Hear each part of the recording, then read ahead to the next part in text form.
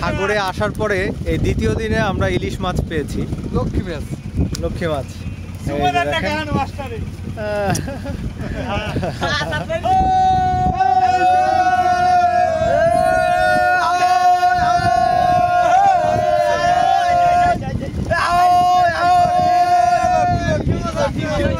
ইলিশ মাছ উঠেছে একটা, এই যে দেখেন ইলিশ।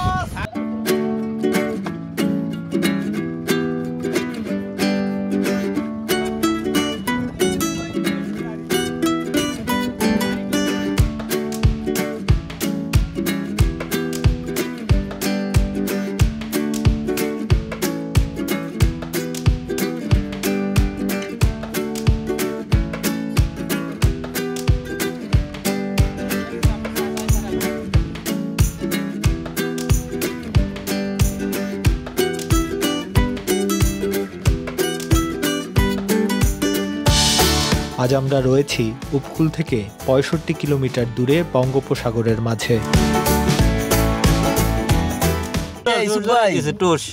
কি খাচ্ছেন? টিকটিকির পানি। দুলাল ভাই, ও কি চা স্বাদ লাগে? হ্যাঁ বেশি। একটু লবণ লবণও লাগে। এখানে আপনার আজকে আমরা একটা কাজ করব, সেটা হচ্ছে পানির ভেতরে আমরা দেখা যায় কিনা সেই একটা ব্যবস্থা করার চেষ্টা করব।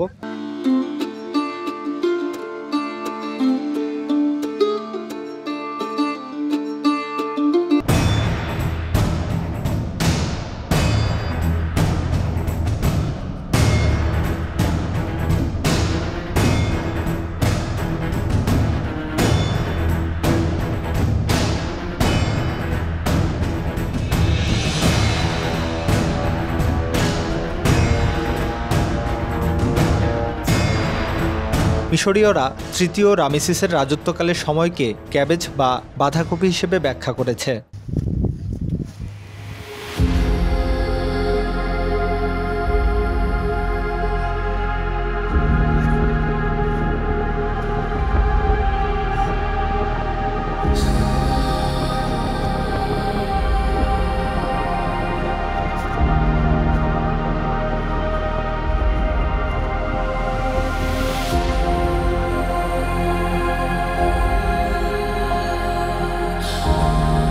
সাগর মাঝে হিমশীতল বাতাস, নীল জলরাশিতে ছোট ছোট ঢেউ, তার ওপর শুভ্র কুয়াশার চাদর।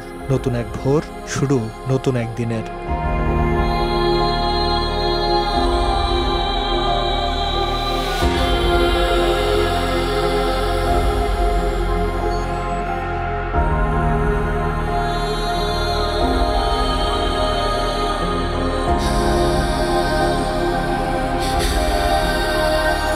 শুভ সকাল বন্ধুরা, আশা করি সবাই ভালো আছেন। আজ আমরা রয়েছি উপকূল থেকে ৬৫ কিলোমিটার দূরে বঙ্গোপসাগরের মাঝে। এর আগে জাফর মাঝি ট্রলারে করে বরগুনার তালতলী উপকূল থেকে বঙ্গোপসাগরে এসেছিলাম। মূলত সাগরে জেলেদের জীবনযাপন দেখতেই আমি সাগরে এসেছি। এখন কনকনে শীত, তাই আমার ঘুম থেকে উঠতেও কিছুটা দেরি হয়েছে।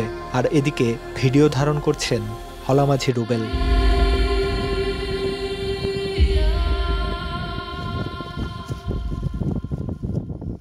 সকালবেলা কি শুরু করছেন আপনি?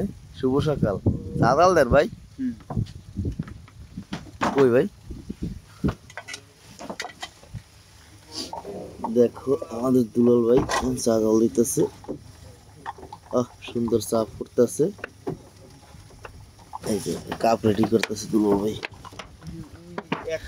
আমরা এখন চা খাবো। শাওন ভাই সকালবেলা কি করেন? সকালে ঘুম থেকে উঠলাম, দেখি যে একেবারে আজকে কুয়াশা বেশি। গতকাল কুয়াশা কম ছিল। আর এদিকে ওনারা হচ্ছে জাল ফেলেছেন, এই যে দেখেন। তো ওই যে দূরে দেখেন শুধু ভেসেল দেখা যায়, যেটা হচ্ছে মাছ ধরে, যেটাকে আমরা ট্রলিং বলে। আর এইদিকে ওই যে ট্রলার দেখা যাচ্ছে। আর যদি জুম করেন, হ্যাঁ দেখেন ওই যে ট্রলার দূরে, মনে হচ্ছে কয়েক কিলোমিটার দূরে। হ্যাঁ, এখান থেকে হিসাব করলে 1 কিলোমিটার হবে, কারণ সাগরে আপনার পুরোটাই খোলা জায়গা। তো এ কারণে অনেক দূরের জিনিস কাছ থেকে দেখা যায়। দুলাল ভাই সবাই চা দিতেছেন? চা টোস্ট দেয়। দুলাল ভাই হাতখান টোস্ট দাও, 5 খান চা দাও। ভাইও এই যে আমাদের দুলাল ভাই এখন এই যে চা দিতেছে সবাই রে। 4-3টা টোস্ট দিতেছে। ওই আমার একটা দেবেন, চা দেবেন, 5টা সেকেন্ড দেবেন, মানে আপনার ওই টোস্ট দেবেন হাত খান। সকালবেলা আমার মাঝি ভাইয়ের চা দিতেছি, এই যে আমার ওস্তাদের চা দিতেছি। এই ওস্তাদ, ওস্তাদ আপনি কি সকালবেলা চা খাবেন? ওস্তাদ আপনি কি টোস্ট খাবেন? এই যে নেন ওস্তাদ আপনি টোস্ট।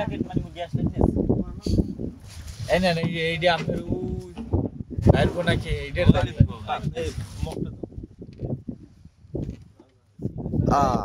কি স্বাদ ওস্তাদ, অনেক স্বাদ না? আমরা এখন সকালবেলা নদীর মধ্যে জাল ফেলাইছি। এই যে জাল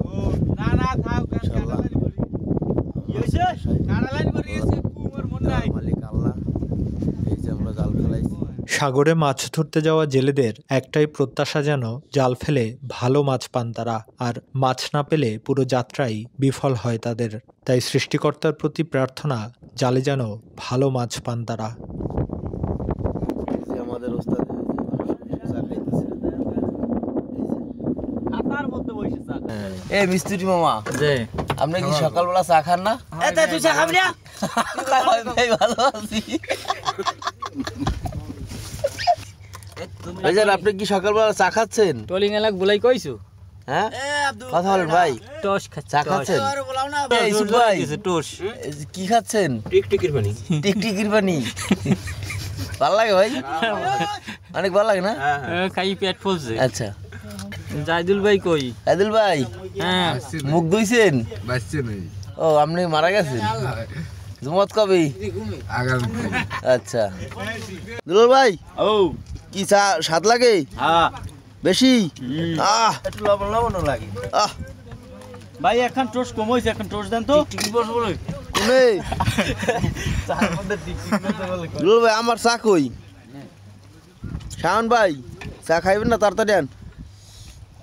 চা জুড়েই যায়। এটার মধ্যে চা দেন দি ভাই, ওটা দিয়ে কাপটা দিয়ে যায়।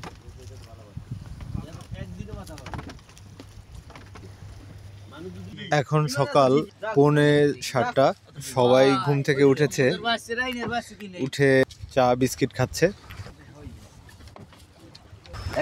আর এদিকে সূর্য উঠছে, ওই যে দেখেন, হ্যাঁ সূর্য উদয় হচ্ছে, খুবই সুন্দর একটা দৃশ্য।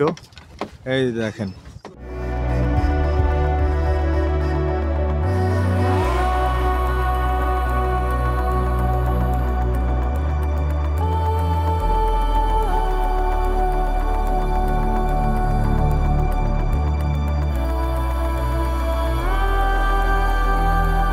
পূবে মাথা তুলে দাঁড়ায় নতুন দিনের সূর্য।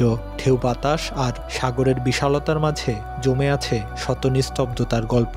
ওদিকে সময় ধরে ছুটছে মাছ ধরার জাহাজ বা ভেসেল।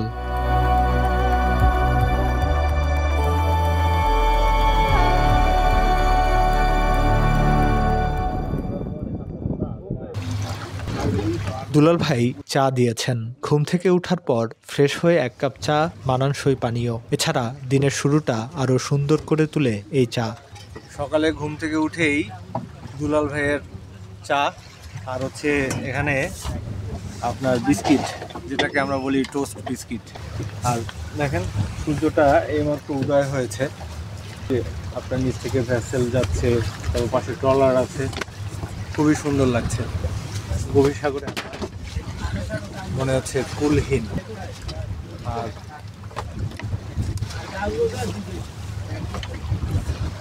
কালকে রাতে যেরকম আমরা দেখেছিলাম যে আশেপাশে অনেক ট্রলার, তারাও এখন নেই, এক একজন এক এক দিকে চলে গিয়েছে। তো ওনারা জাল ফেলেছেন, আরও 3-4 ঘন্টা পরে ওনারা জাল তুলবেন।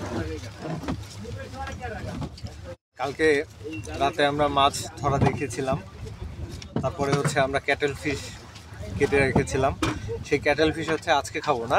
জি জি আচ্ছা শাওন ভাই, এই পরিবেশটা আপনার কাছে কেমন লাগতেছে? মনে করেন ঠান্ডা পরিবেশটা। ঠান্ডা ভালোই লাগছে খুব।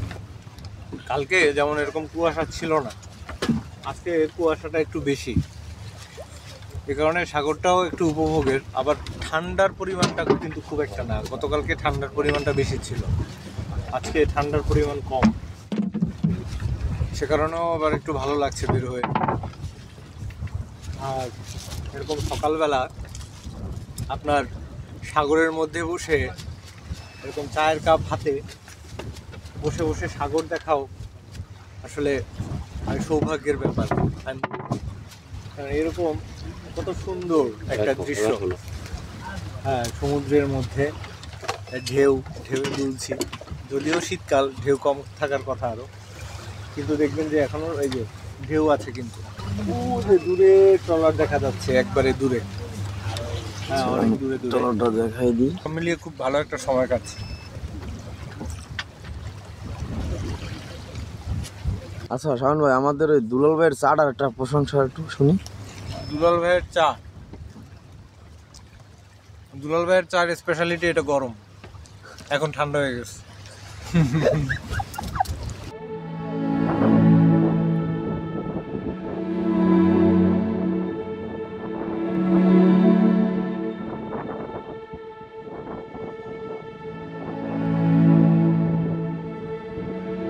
চা খেতে খেতে ঢেউয়ের তালে সময় গড়ায় সাগরে পেতে রাখা জালের একপাশে নোঙর করা ট্রলারে অপেক্ষার গল্প। এখানে লোনা জলের জীবন গল্প।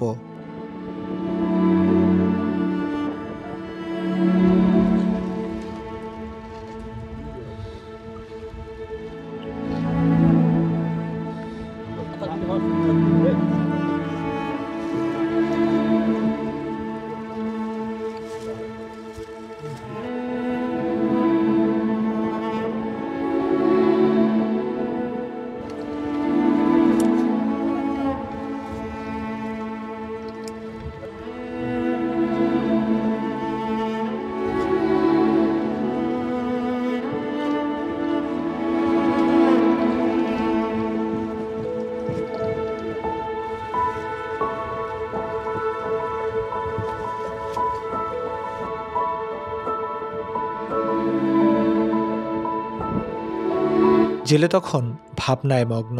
সূর্য প্রখর হচ্ছে, পাশ থেকে মাছ ধরার জাহাজ যাচ্ছে, নীল সাগরেও যান্ত্রিকতা।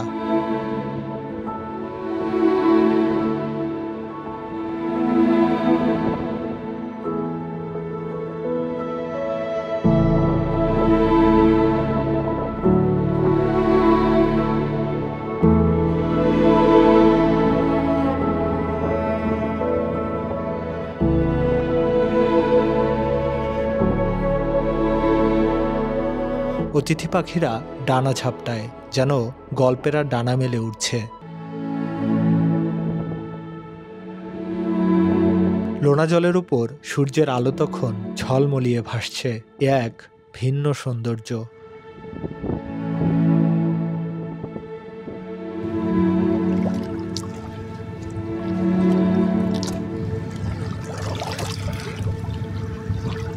এদিকে দূরদৃষ্টিতে হয়তো সাগরের সাথে জীবন স্রোতকে মিলিয়ে নিচ্ছেন জেলে। জীবন বড় বৈচিত্র্যময়।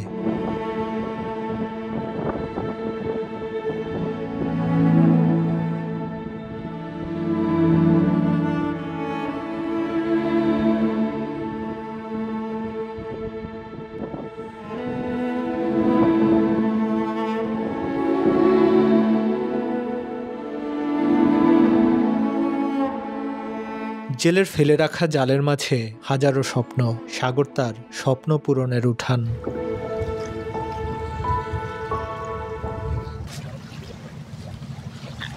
আজকে নতুন একটি সকালটা অন্যরকম। সূর্য উঠে গিয়েছে, সকালের সূর্য খুবই সুন্দর ছিল। এদিকটা একটু দেখেন, একবারে সূর্যর যে আলোটা পানির উপরে পড়েছে, মনে হচ্ছে লবণ পানিতে সূর্য তার আলো ছড়িয়ে দিয়েছে। আজকে আমরা যেখানে জাল পেতেছেন এটা হচ্ছে আরও গভীর সাগরে, এবং কালকে যেমনটা মাছ পেয়েছিলাম এর আগের রাতে, তার থেকে আজকে বেশি মাছ উঠবে বলে আশা করি। সাগরে এসে এইবারটা যেমন বর্ষাকালে যে ঢেউ থাকে এবারে কিন্তু তেমন একটা ঢেউ নাই, মানে শান্ত বলতে গেলে অনেকটাই।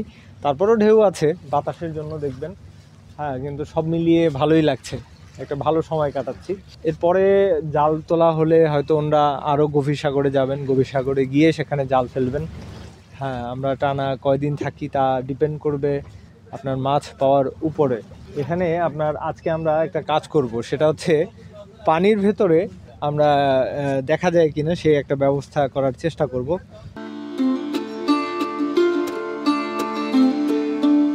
সকালের খাবার সময় হয়েছে, খেতে বসা যাক। আজকে সকালে হচ্ছে পানি ভাত আর হচ্ছে গিয়ে আপনার বাঁধাকপি ভাজি। হ্যাঁ, তো সাথে আবার হচ্ছে বোম্বে মরিচও আছে। আব্দুল্লাহর খাওয়া শেষ না? ওরে ভাই জাল ঝাল বেশি কি? তুমি মরিচ নিয়েছিলা নাকি? হ্যাঁ, বোম্বে মরিচ খেয়ে তার ঝালে ধরেছে। আর এখানে এটাতে হচ্ছে লবণ, একটু লবণ নিব। এই যে, হ্যাঁ, খাবারটা পানি ভাতের সাথে মজাই হবে। আর ট্রলারে বসে সাগর দেখতে দেখতে খাওয়া, দেখেন নীল সাগর। আজকে একটু ঢেউ আছে, আপনার দুলে দুলে খাচ্ছি। আপনি খেয়েছেন? দুলাল ভাই তার বাঁধাকপি রান্নাও কিন্তু দুর্দান্ত, খুবই মজার। আসার পর এ পর্যন্ত 3 বার আমরা বাঁধাকপি খেয়েছি, 3বারই মজার হয়েছে। খুব টেস্ট লাগবে, খালি মুম্বাই মরিচ একটু গালে লাগবে। আমি জ্বালায়, হ্যাঁ, আচ্ছা আচ্ছা, জ্বালায় একশো জ্বালায় কাঁচাই দিয়ে সব খাইছো? কম করে নিয়ে 8 গ্রাম খাইছি আমি। খুবই মজার। আমি যে বাঁধাকপি খাচ্ছি, এই বাঁধাকপির আছে বিস্তৃত ইতিহাস। বাঁধাকপি বা পাতাকপি, যাকে ইংরেজিতে বলে ক্যাবেজ, যা আবার এসেছে পুরাতন ফার্সি ভাষার পিকার্ড উপভাষার শব্দ ক্যাবজ থেকে, যার অর্থ মাথা। এটি ব্রাসিকা অলেরাসিয়া প্রজাতির উদ্ভিদ, যা বিশ্বব্যাপী জনপ্রিয় পাতা জাতীয় সবজি। এটি ব্রাসিকা গণের এবং এই গণে অনেক ধরনের শাকসবজি থাকায় এর সঠিক উৎস শনাক্ত করা কঠিন। তবে বাঁধাকপির আদিনিবাস ভূমধ্যসাগরীয় দক্ষিণ ইউরোপে। ধারণা করা হয় 1000 খ্রিস্টপূর্বাব্দের আগে মধ্য ও পশ্চিম ইউরোপের সেল্ট বা কেল্ট বা সেল্টিক মানুষেরা প্রথম নন হেডিং বাঁধাকপি এবং কেলি প্রথম খাবার জন্য চাষ করে। সেল্টিক ছিল ইন্দো ইউরোপীয় জাতিগোষ্ঠী। এরা লৌহযুগের সময়কালে এবং রোমান রাজত্বকালে ইউরোপ মহাদেশে বসবাস করত।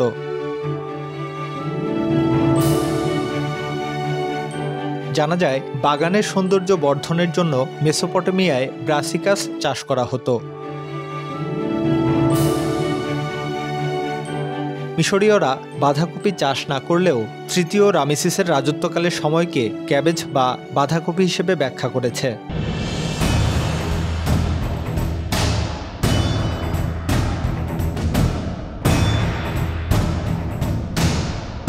প্রাচীন গ্রিকদের বাঁধাকপির কিছু জাত ছিল। বাংলাদেশে আমরা সাধারণত যে বাঁধাকপি খেয়ে থাকি সেগুলোকে হেড ক্যাবেজ বা মাথাওয়ালা বাঁধাকপি বলা হয়। এই জাতটি গ্রিকদের কাছে ক্রাম্প এবং ব্রাসিকা বা ওলাস নামে পরিচিত ছিল।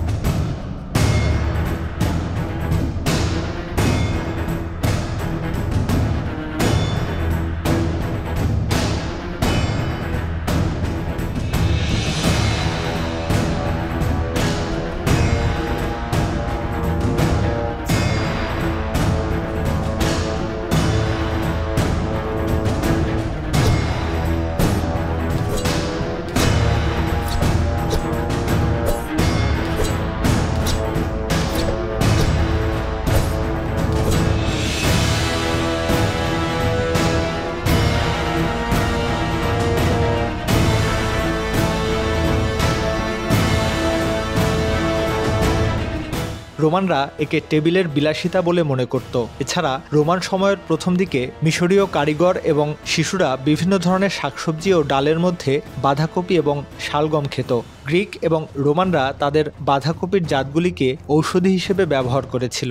গেটেবাত, মাথা ব্যথা এবং বিষাক্ত মাশরুম খাওয়ার উপসর্গগুলি থেকে মুক্তি পাওয়ার দাবিও করেছিল।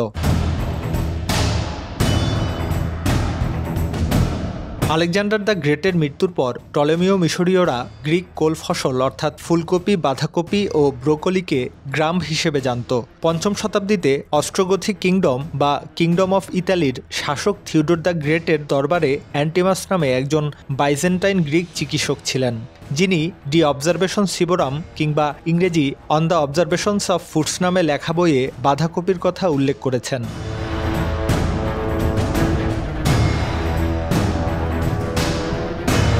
মধ্যযুগ পর্যন্ত বাঁধাকপি ইউরোপীয় রন্ধন প্রণালীর একটি বিশিষ্ট অংশ হয়ে উঠেছিল। ১৪ শতকে ইংল্যান্ডে যখন গোলাকার হেড ক্যাবেজ পৌঁছায় তখন তাকে বলা হতো ক্যাবাক্স এবং ক্যাবক্স।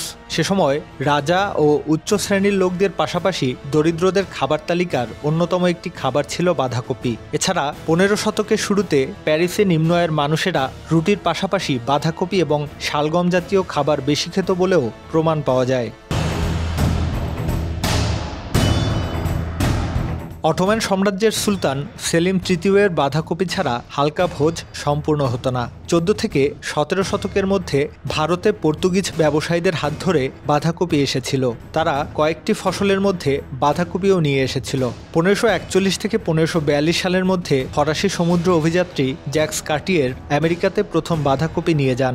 সেভয় বাঁধাকপি ১৬ শতকে বিভিন্ন দিকে ছড়িয়ে পড়ে। সে সময় জার্মান উদ্যানের মালিরা এই বাঁধাকপি চাষ করত।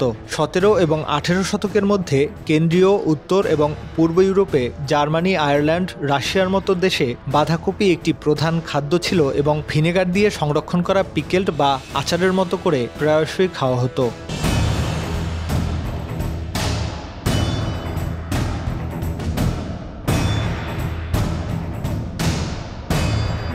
ডাচ, স্ক্যান্ডিনেভিয়ান এবং জার্মান নাবিকরা দীর্ঘ জাহাজের যাত্রার সময় স্কারভি রোগ প্রতিরোধ করার জন্য বাঁধাকপি সাওয়ারক্রাউট করে খেত।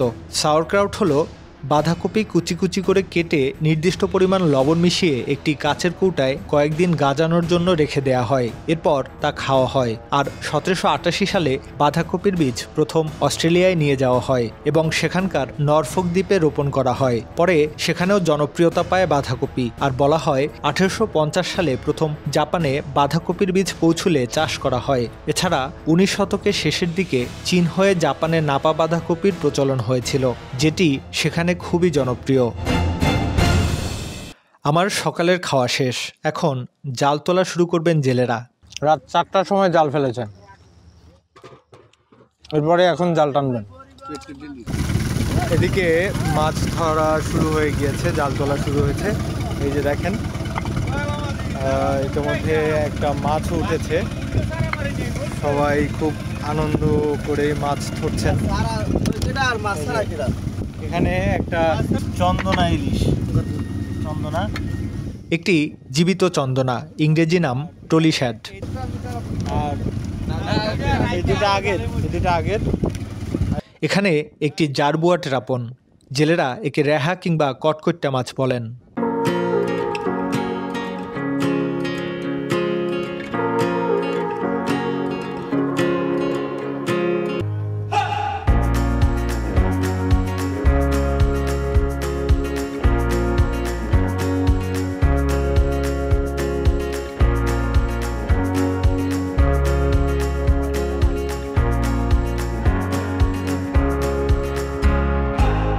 একটি ঢেলা মাছ উঠেছে, এই মাছটিও জীবিত। বড় বড়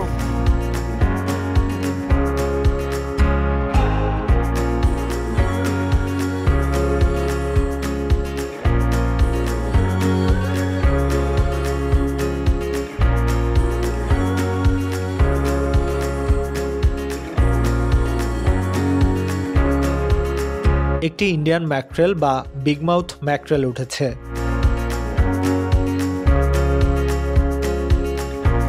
মাছগুলো জীবিত, দেখতেও খুবই সুন্দর।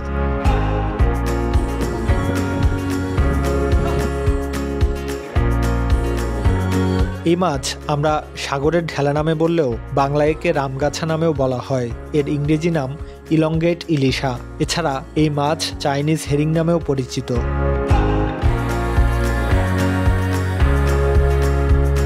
আরও একটি ইন্ডিয়ান ম্যাকরেল উঠেছে। বাজারে আমরা যে ঢেলা মাছ পাই তার অনেকটিরই গায়ে আঁশ থাকে না, কারণ সেসব মাছে বরফ দেয়া হয় এবং তীরে পৌঁছুতেও সময় বেশি লাগে, আর সে সময়ের মধ্যে এই মাছের আঁশ অনেকটাই পড়ে যায়। এখানে ঢেলা মাছই বেশি উঠেছে। কি বড় শিয়ানা, প্রেম ছাড়া সে বোঝে না, ভালোবাসিলেও সেও বাসে।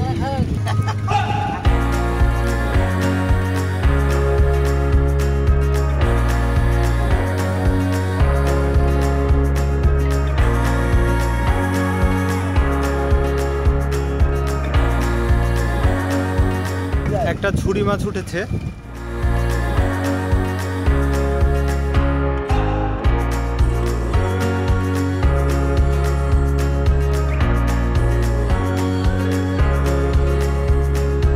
ছুরি মাছ, একে রূপাপাতিয়া এবং ফিতা মাছও বলা হয়। ইংরেজিতে একে বলে রিবন ফিশ ও স্মল হেড হেয়ারটেল।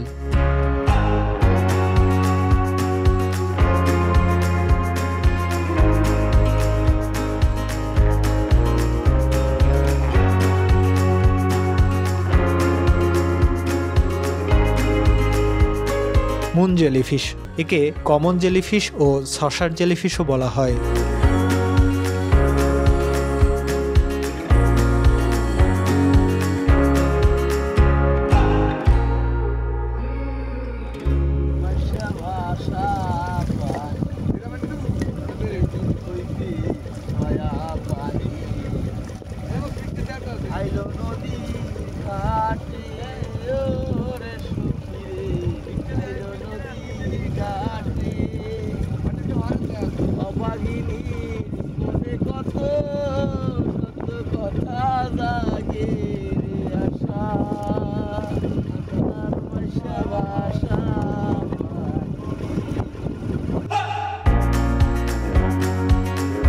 জালে একটি একঠুট্টা মাছ। এই মাছকে অন্য মাছ খেয়েছে, দেখবেন পানিতে ভেসে যাচ্ছে।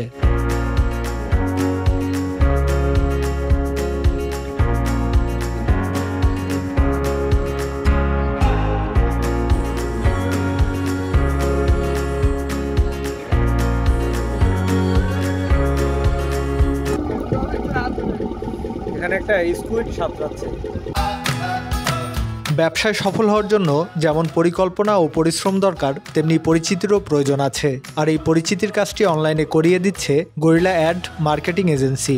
নতুন এজেন্সি হওয়ায় খুব কম মূল্যেই সেবা দিচ্ছে এই প্রতিষ্ঠানটি। এর মধ্যে রয়েছে social media marketing, website design, website SEO, YouTube SEO এবং গুগল অ্যাডস সেটআপ। সেবা পেতে তাদের দেয়া ওয়েবসাইট এবং মোবাইল নাম্বারে যোগাযোগ করুন।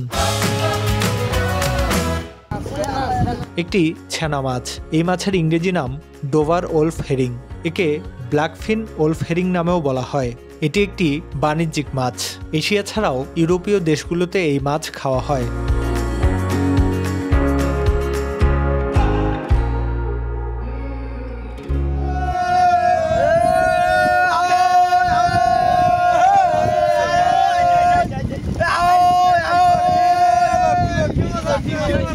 ইলিশ মাছ উঠেছে একটা, এই যে দেখেন ইলিশ।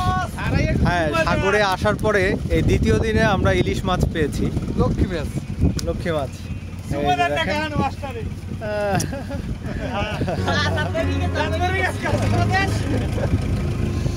এই যে আরো একটা মাছ উঠেছে সাথে। সাগরে জেলেরা ইলিশ মাছ পাওয়ার আশা বেশি করেন, কেননা বাজারে এই মাছের দাম বেশি।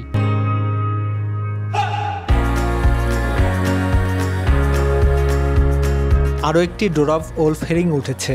মালিক মিস্ত্রি মাছটি ছাড়িয়ে নিচ্ছেন।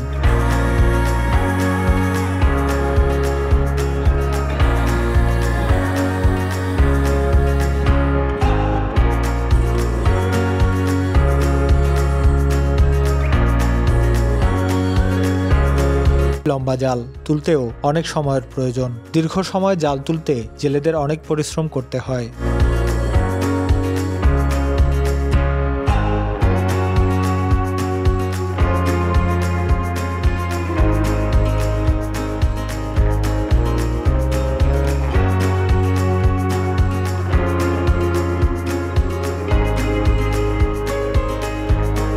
এই মাছকে জেলেরা কৈতর মাছ বলে ডাকেন। বাংলায় ইচামৌরি, মৌরি এবং পাতাকাওয়া নামেও ডাকা হয়।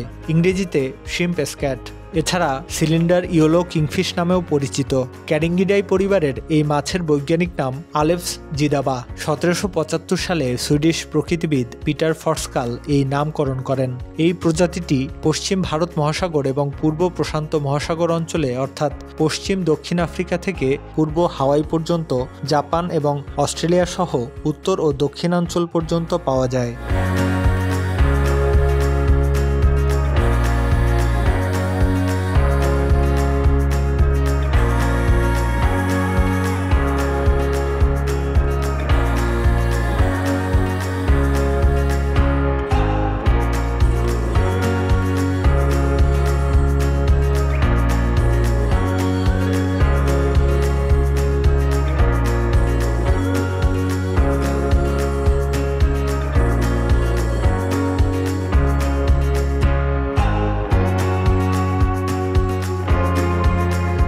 এখন শীতকাল, এ সময় সাগর শান্ত থাকে। তারপরও আজকে হঠাৎ বাতাস কিছুটা বেড়ে যাওয়ায় সামান্য ঢেউ বেড়েছে।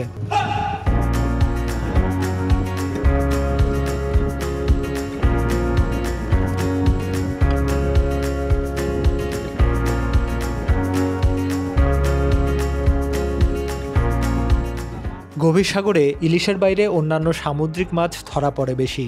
দেখবেন আজ অন্যান্য মাছই বেশি উঠেছে।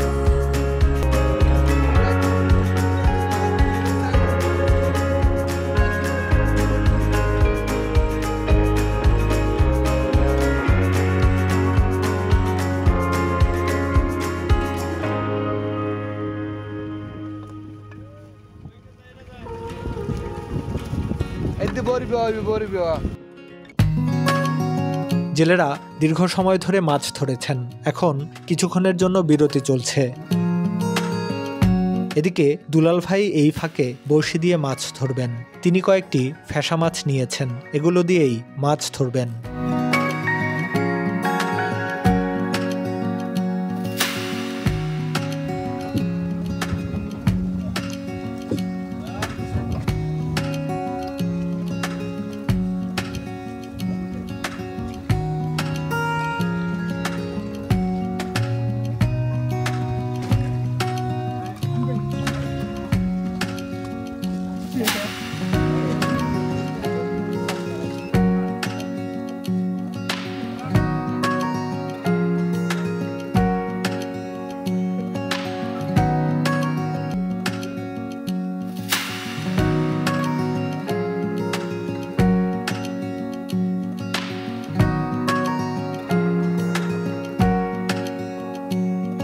অন্য জেলেদের ট্রলার এসেছে, তারা এসে আমাদের খোঁজ নিয়ে গেল।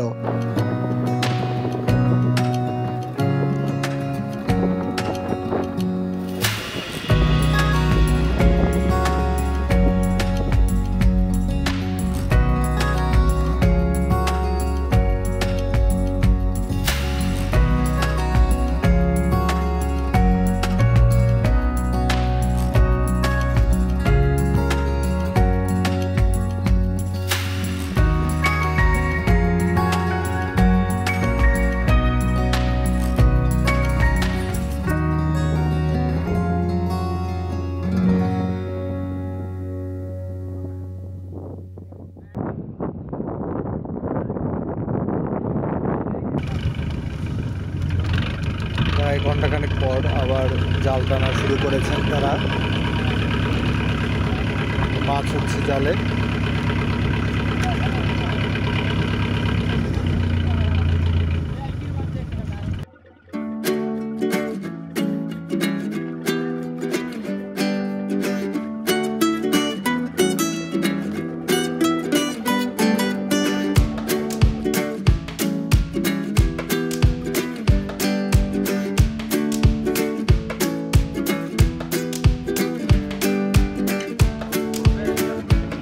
কত সুন্দর মাছ উঠছে।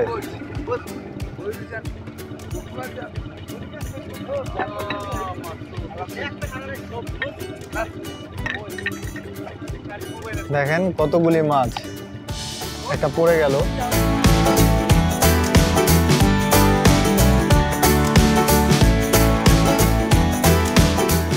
এই যে পানির মধ্যে মাছ।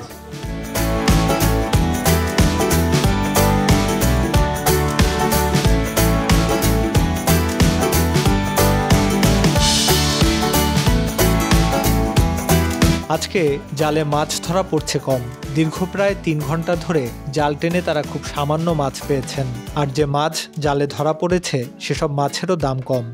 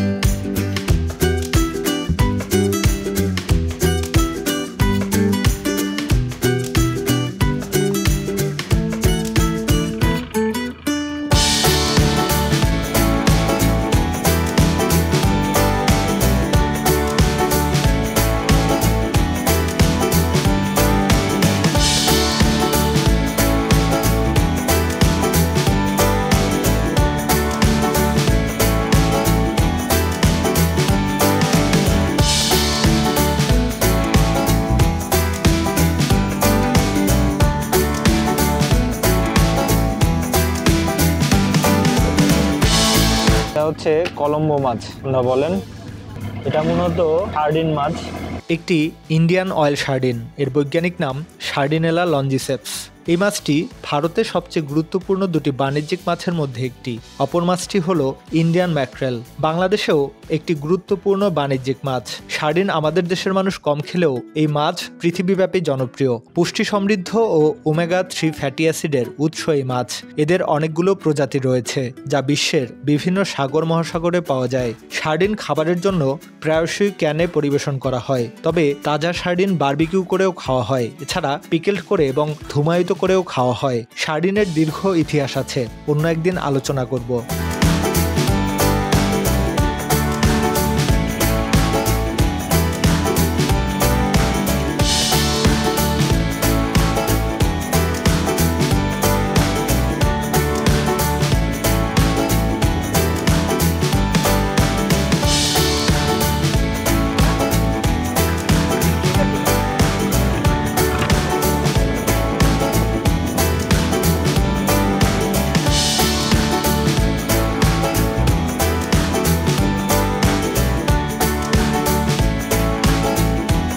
সাগরে অতিথি পাখি পানির উপর ভেসে বেড়াচ্ছে। শীতকালে এরকম সাগরে পাখিদের ভাসতে দেখা যায়।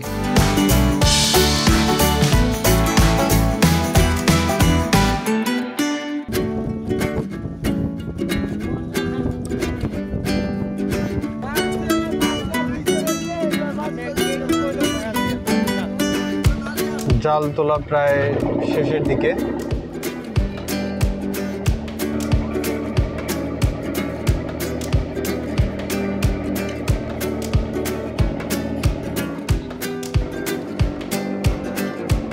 এদিকে মাছ ধরা শেষ। তো বন্ধুরা, আজকে পর্যন্তই। ভিডিওটি ভালো লাগলে শেয়ার করুন আর পরবর্তী ভিডিও দেখতে চ্যানেলটি সাবস্ক্রাইব করুন।